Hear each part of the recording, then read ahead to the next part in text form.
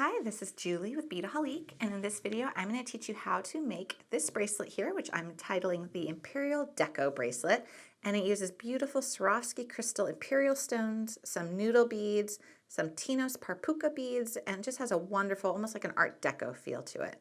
And we finished it off with a magnetic clasp. I want to really quickly just show you what it looks like on the wrist. So very pretty, very elegant.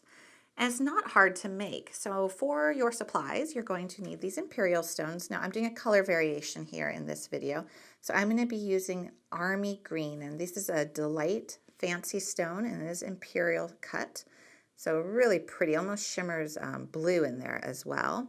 I need 3 of those and 3 settings, and you'll notice that these little settings have 2 holes on each side. So I'm going to show you how to work with that.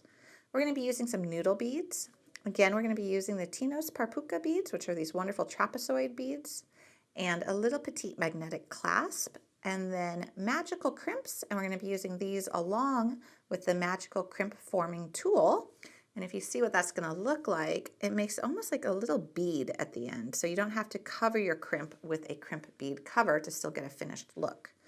And then we're going to be using some beading wire, and we're going to be using 0.015, and this is a 19 strand.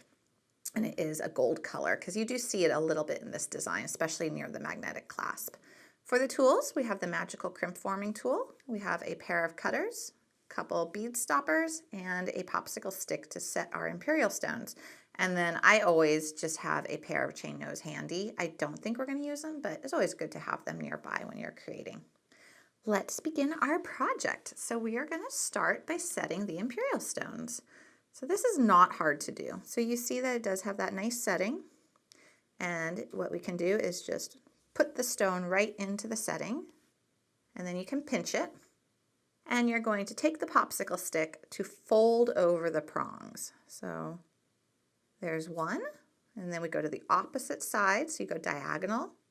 And this just helps it from slipping while you're setting it if you work across from each other.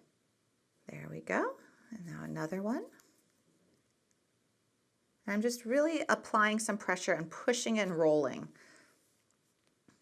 You don't have to be too strong to do this. It's not like these are incredibly stiff. There we go. And then what I like to do is I like to go back over one more time and almost, in essence, roll that popsicle stick over it.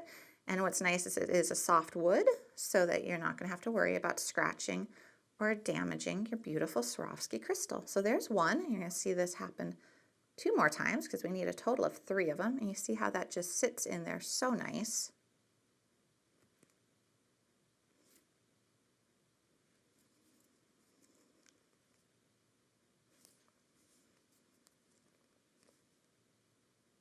And I love the cut of these stones, especially in this color. This army green DeLite is so pretty. All right. 2, now the 3rd. Now one quick note is you could go ahead and pre-string these settings without the stone in it. It would make it ever so slightly easier to see the holes. I've tested this though, and I think it's pretty easy to string this particular setting with the stone already in. But if you've worked with other Swarovski settings that have the 2 holes, sometimes it is easier to set them first in with your beading wire and then set the stone into it. So to string them first and then set the stone into it. But in this case, I think we're going to be fine. And I like to be able to really grip these as I'm working with my popsicle stick. And so I find it a little bit easier to preset the stones in this case. And you can see this is going pretty fast. And then just going to go over it one more time, just so we don't have any pokies. You wouldn't want them to catch on your sweater or snag anything because this is going to go on your wrist. Okay, we've got them all set. Now we're ready to string our bracelet together. So we are going to do a double strand here. So we're going to measure out, I do a good 15, 16 inches.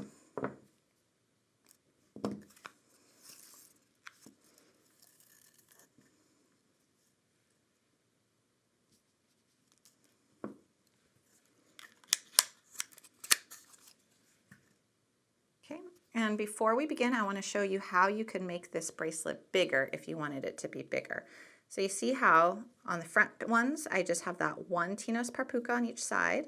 Here's one, but then I've done 3 back here. So if you want to make this a wider bracelet, you can add more back here to the design, or you could add more Tinos par Pucas here to the design. That would be really pretty as well. So you can really play with the size of this bracelet. Let's start by putting a bead stopper on our ends. So 3 inches or so from your end, go ahead and place a bead stopper. And to do that, you just take one of these little guys, you pinch them, it expands almost like an accordion, and you just put your strands into it. And now we're going to start by putting on one of these little magical crimps, and we're going to put it through both of our strands. We're going to go right through it, and we're going to slide it down.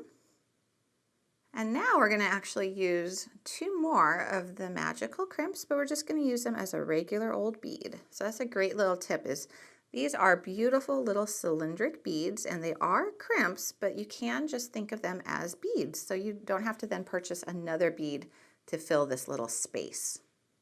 Okay, now we're going to do our first Tinos, and we're going to go from the short end here, not the long end. I'm just going to put that on, and what we do is we want to make sure that these are nice and are going to line up evenly. So I like to actually do it on my table so I'm looking at it. Okay, and that guy can just slide on down. And I want 2 more of these guys. Same orientation. There's one. And 2. Slide him down. So you're getting a real graphic design here by doing this. All right, 3rd one.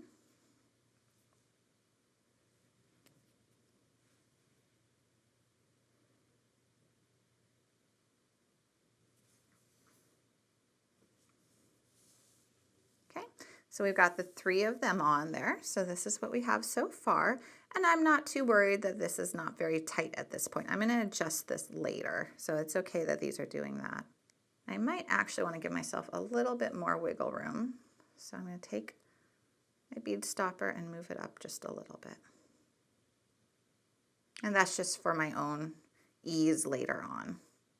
Okay, now we're going to string on our first Imperial stone. And you see it does have the 2 holes. So I'm just going to take my beading wire and feed it through. And you see that went through very easily. I do that with my other strand. And it's just got that hole there, and it goes right out the other side. And go ahead and scooch that down. And now we're going to do another Tinos, but we're going to go from the long side.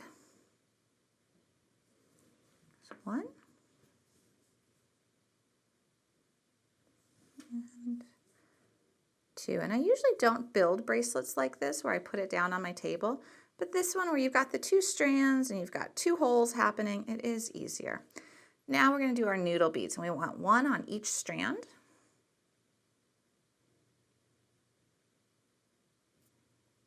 There's 1. And these will flip around on you, don't worry about it.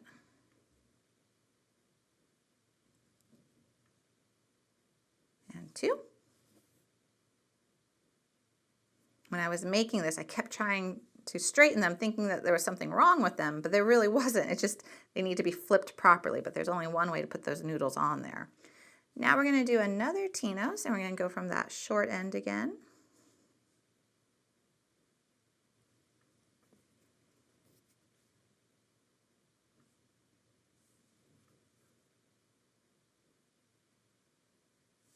Okay, another Imperial stone.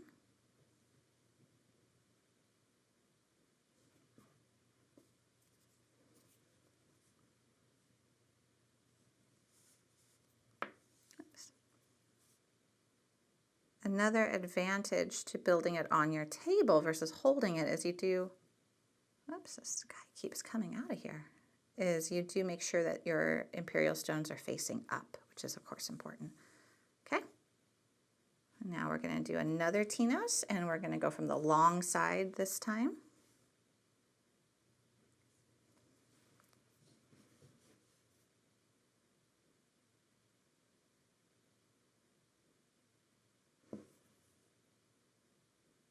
Okay, so this is what we've got, and if you were to look at this, you can see how that's coming together.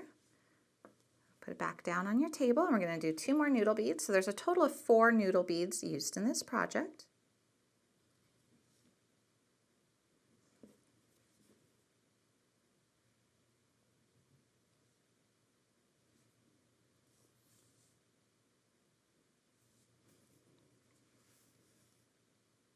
Okay, another Tinos, this time again from the short side.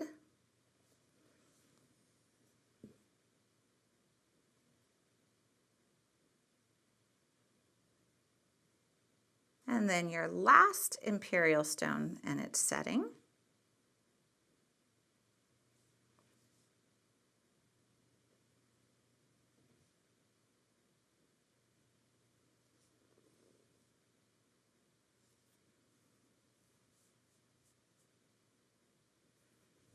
And see how that slipped out the bottom? So you just want to make sure it doesn't do that. It needs to go through the hole.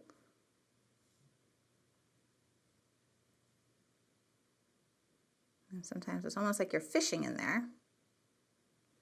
Okay, now we need 3 more of the Tinos. And all of them we're going to go from their long side.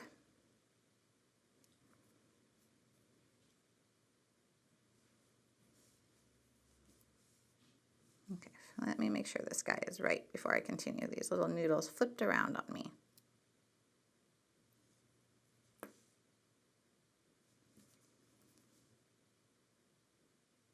Okay, so it's like that. And if you look at this, unless I'm reading it wrong, I think this guy got flipped as I was working. So I do want to fix that right now, because this is going to curve like this is going to curve like that, and he would be upside down. Okay, let's take him off and put him back on.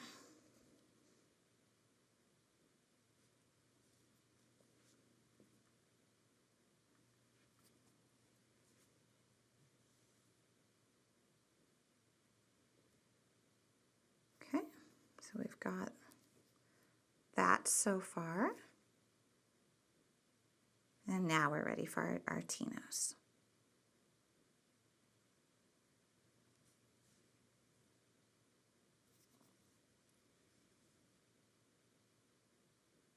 Okay, and now we're going to just do what we did on the other side, where we are going to add a crimp for a bead.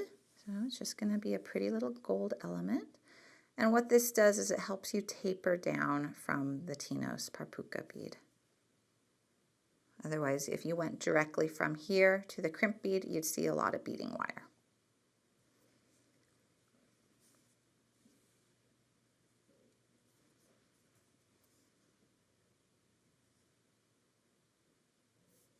Okay, and now both strands together. And they will go through a single one of these crimps. Let's see, let me get another one.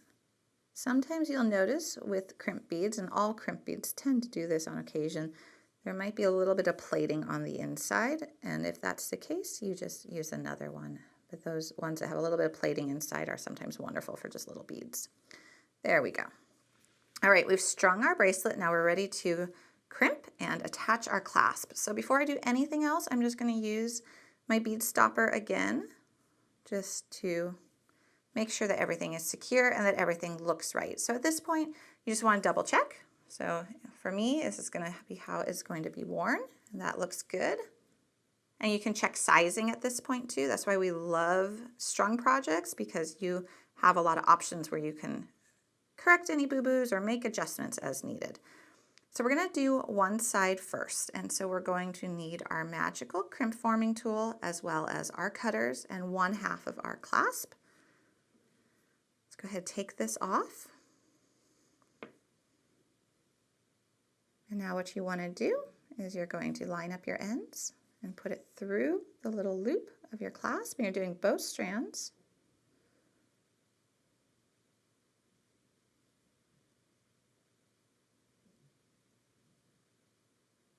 Okay, and let that fall down there.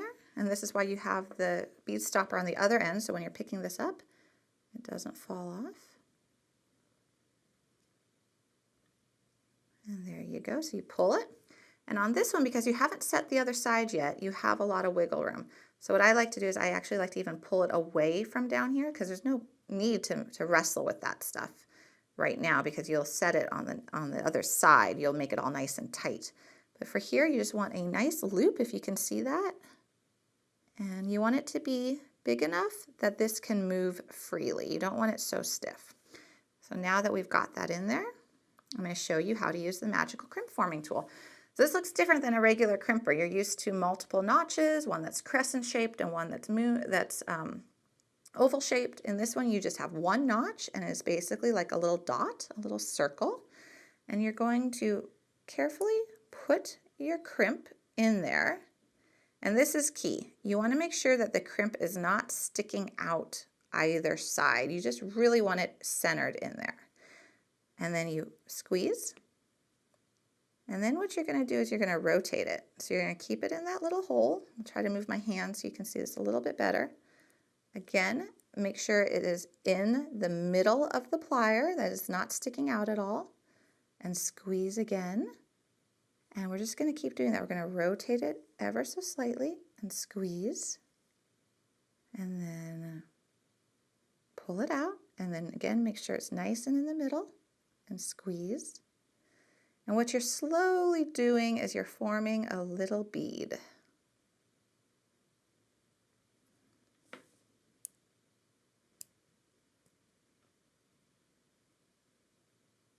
And it's just a matter of being a little bit patient with it and just rotating it and doing it several times over.